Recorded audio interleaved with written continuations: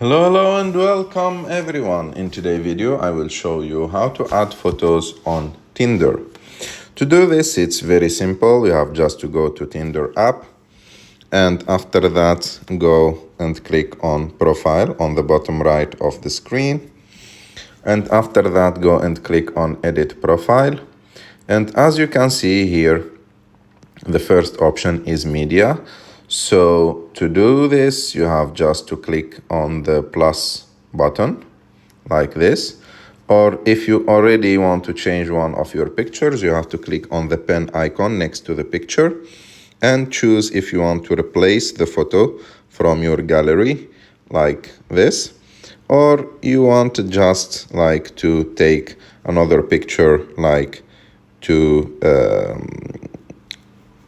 to take it with your phone camera.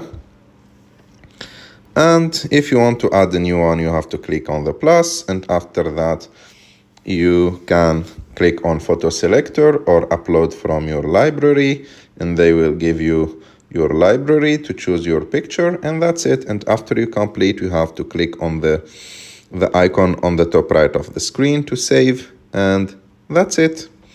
I hope that you like this video. If you like this video, don't forget to subscribe to our channel. If you like this video, and